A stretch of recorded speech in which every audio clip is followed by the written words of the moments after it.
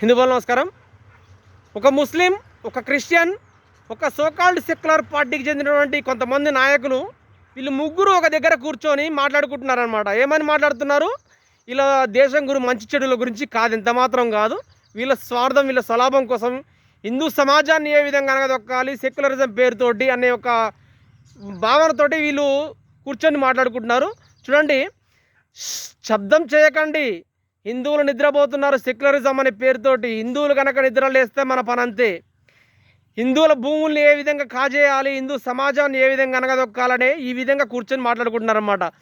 వక్బోర్డు భూములు తరగవు, చర్చి భూములు అరగవు, కానీ హిందూ దేవాలయ భూములు మాత్రం, హిందువుల భూములు మాత్రం మిగలవు అనమాట.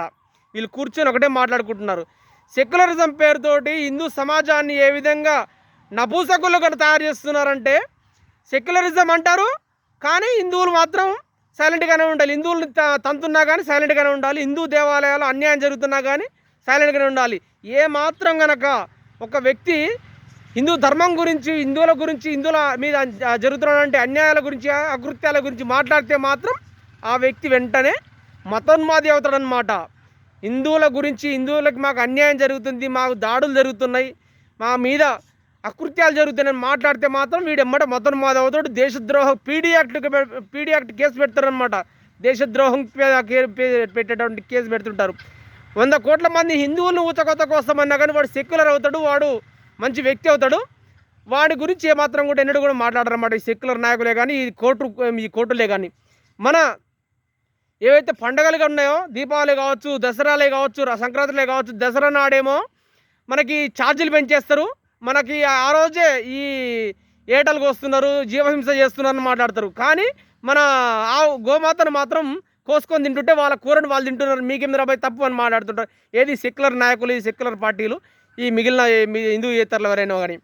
చూడండి, హిందూ దేవాలయాల్లో అన్యాయం జరుగుతుంది, హిందూ రథాలు తలగబెడుతున్నారని మాట్లాడితే ఈ సెక్యులర్ పార్టీలు, జగన్ లాంటి సెక్యులర్ పార్టీలు కొంతమంది ఏం చేస్తారంటే, అక్కడ తలగబెట్టినటువంటి వ్యక్తి మతి స్థిమితలని వ్యక్తి అవుతాడనమాట.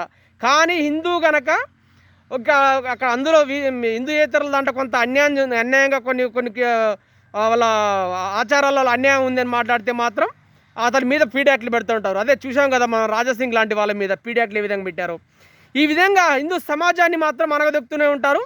ఇందులో ఇండ్ల మీద బైన్సాల ఇండ్ల మీద తలగబెట్టినాడు కూడా, హిందువుల ఇండ్లని తలగబెట్టి బండ్లను తలగబెట్టినాడు, హిందువులను కొట్టినాడు. మన హిందువుల అన్యాయం జరుగుతుందని మాట్లాడితే మాత్రం ఈ వ్యక్తులు ఎవరైనా కానీ మతోన్మాదులు అవుతారనమాట.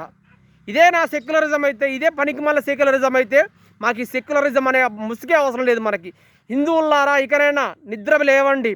వీళ్ళు ఏదైతే మాట్లాడుకుంటున్నారో శబ్దం చేయకండి. మీరు ఈ హిందువులు నిద్రలేస్తారని ఏదైతే మాట్లాడుకుంటున్నారో ఈ కథని నిజం చేయండి.